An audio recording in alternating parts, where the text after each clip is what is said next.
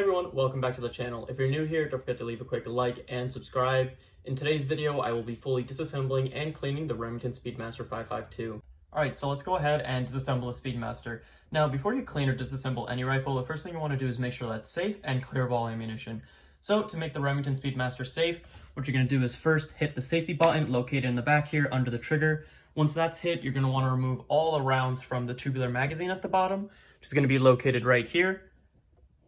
And then lastly, you're going to make sure that your chamber is clear. So no rounds ejected out of the chamber, which is telling me that the chamber is clear and the rifle is safe of all ammunition. So we can go ahead and start disassembling the rifle. As you guys hopefully saw in my last video, which will be linked below, I was able to get this rifle for a pretty inexpensive cost. However, it does have a couple nicks on the wood and the metal is a little rusted. The rifle is functioning. I was able to take it out to the range, and it did shoot a couple times. However, it's not really cycling properly, so hopefully, a full cleaning and disassembly will fix that issue. So the first step of disassembling the 552, you're going to go ahead and locate this screw right here. Now you're going to go ahead and remove this screw. With a lot of these older rifles, if the screws are giving you issues, kind of like how this one is giving me issues right now. Oh, actually, looks like we got it. Word to the wise, if you're ever removing a screw from a rifle and it's really difficult, I recommend spraying it with some WD-40. If you do try to force out the screw manually, most likely you're going to end up stripping it, which is going to be a huge pain to remove later on. So again, just take the extra time, spray some WD-40, let it soak for a minute or two, and then try to attempt to unscrew it again. Alright, now that we got this screw out, we can simply pop off the front handguard just like that. Once that's taken off, you can then grab the barrel and with some force, oh wow, no force, it came out just like that. And by pulling it, it'll come out. Alright, so right here we have our main bolt assembly. Once that comes out, you can go ahead and put it off to the side. Next, you're going to want to go ahead and remove this little screw right underneath here. Take a look at how small that screw is, guys. This would be one annoying piece to replace if you lost it. So once that little screw is out, you're going to want to go ahead and just pull this rod a little bit forward. And once that's pulled forward, you can go ahead and remove your spring. Alright, so I'm going to go ahead and put the spring off to the side right over here. And my charging handle should come off easily just as well. So let me go ahead and put this off to the side as well.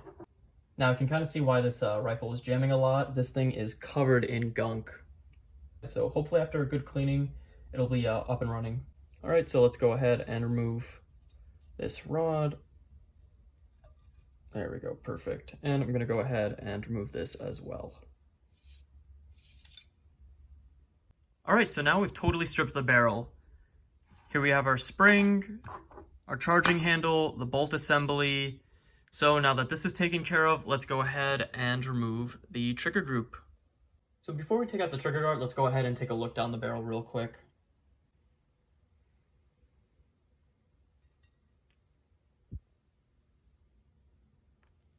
Wow, I don't know if you guys can see that clearly, but it is super gunked up, so no wonder this thing was having issues firing.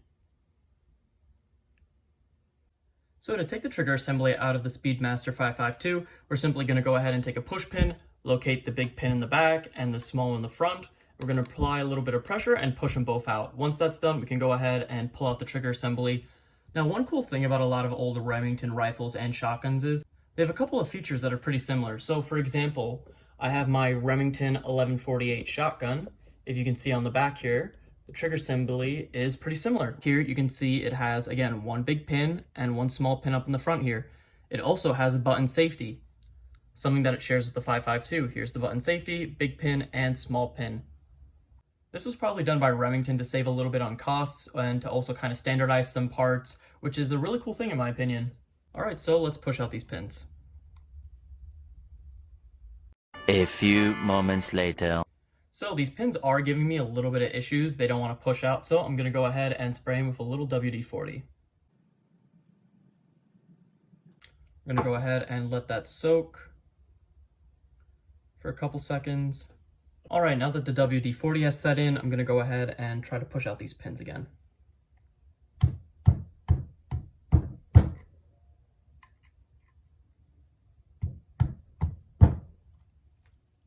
All right, so it looks like they're halfway out. Let's go ahead and give them a couple more taps.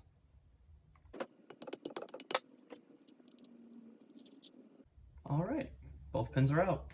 All right, so now that we got the 2 pins out, we can go ahead and simply just remove the trigger assembly. Comes out pretty easily. If you guys do want to clean the trigger assembly, I really don't recommend taking it apart fully. What I'll show you guys later is I recommend just dipping it in some mineral spirits and giving it a good once over with a toothbrush. Taking apart a trigger assembly is a little bit of a difficult and daunting task, but if you're confident, go ahead. But again, I really recommend just spraying it down with maybe some action cleaner or just letting it sit in some mineral spirits for a little bit.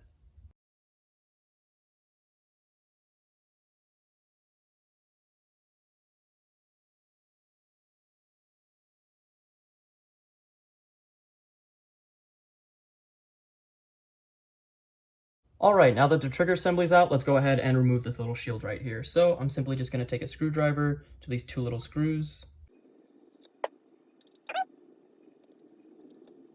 There's honestly a ton of small parts on this rifle, so just make sure you guys have like a little tray or something where you can put these little screws, because the last thing you want to do is lose these parts.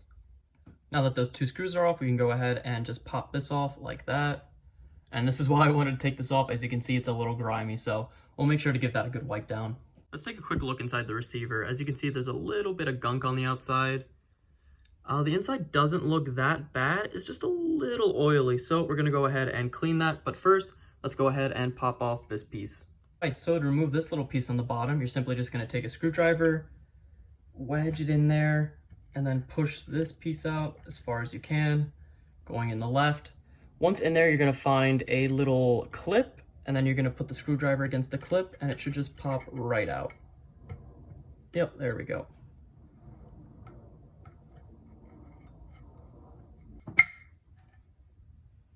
All right, so that's how you pop off this piece.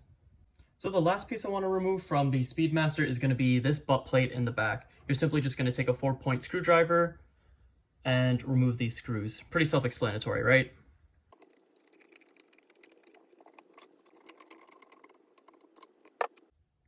So lastly, to remove the receiver from the buttstock, you're simply just going to go ahead and locate this screw all the way in there. You're going to need like a 10-inch screwdriver if I'm not mistaken. Once you do that, these 2 pieces should just come right apart.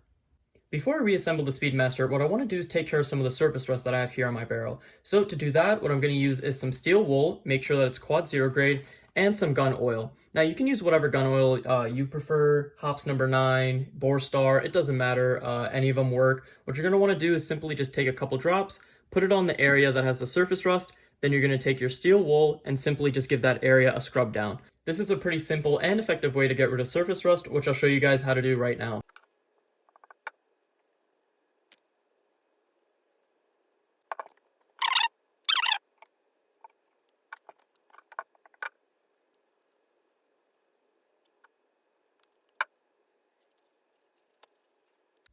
Alright, so I've only done a couple passes with the steel wool, but the barrel is already looking way better. If you guys saw in my other video, the end over here was covered in rust, but as you can see with the steel wool, most of that has been removed. After cleaning and de-rusting the barrel, I went ahead and did the same exact thing to all the remaining parts, and as you can see, they are looking great.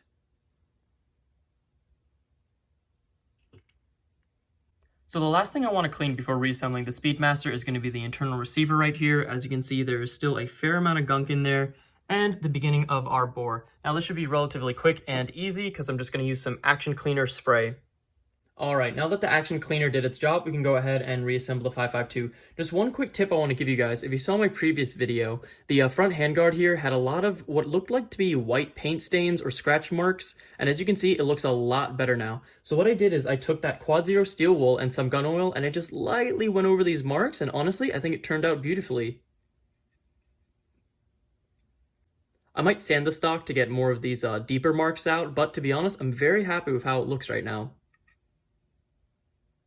So the first thing you're going to do is go ahead and put the buttstock plate back on.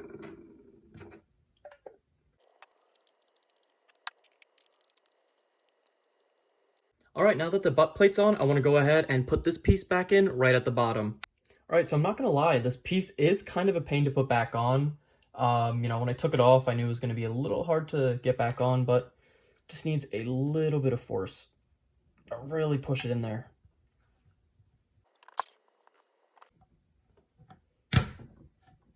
All right, so now that we got this piece in there, what we're gonna do is we're simply just gonna try to flip it. And once we got it flipped, we can go ahead and push it towards the front where we want it to kind of sit. There we go. All right. All right, now that we got this bottom piece on, I'm gonna go ahead and put the shield back on.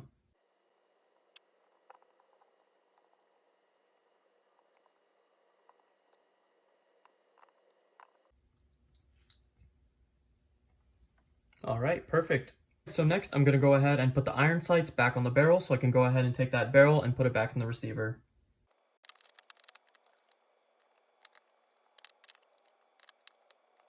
All right, next I'm gonna go ahead and take this piece and I'm gonna go insert it into the tube like so.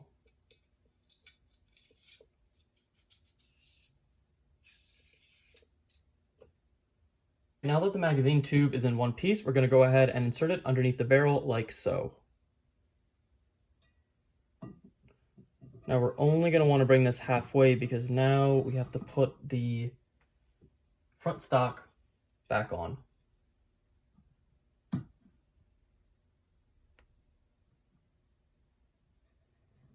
I want to be very gentle as to not damage the wood.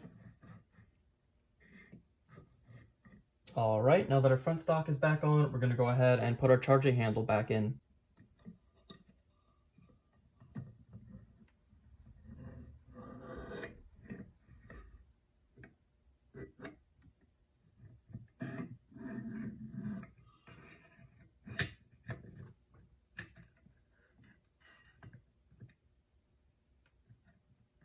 Okay, perfect. Now that the charging handle is back in, we can go ahead and put in our spring.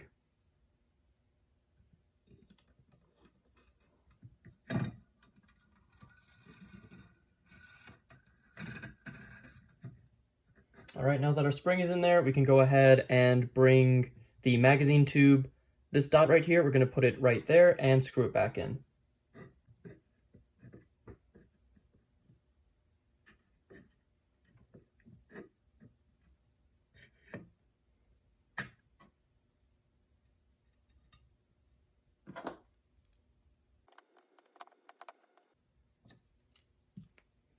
All right, so next we're going to go ahead and put our bolt back in.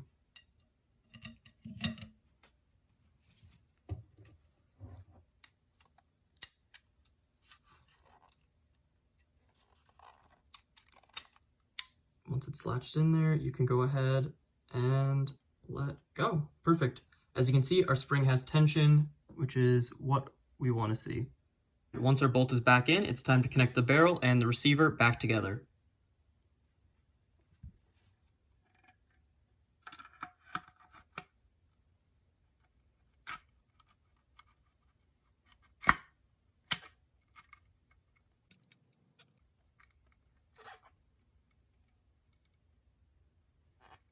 All right, now that the receiver and the barrel are back together, we're going to go ahead and put this screw in right over here to make sure that they stay together. And while we're doing that, we're going to put the front handguard back on.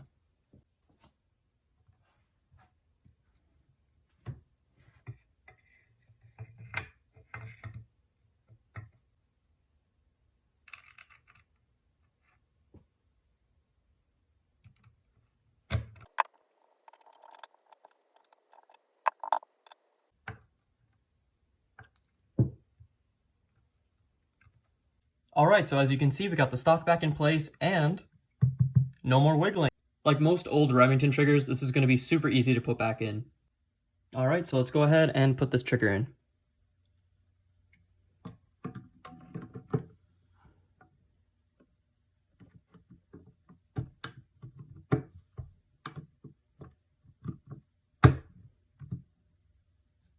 All right, so once your trigger is in, you're just going to want to go ahead and put these two pins in.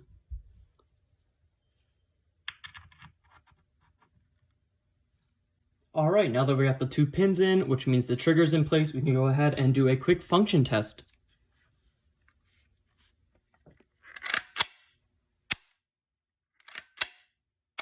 All right, everything appears to be working. So if you guys found this helpful, go ahead and leave a quick like and subscribe. I really appreciate it. I'll be taking this rifle out to the range tomorrow to see if it hopefully functions properly.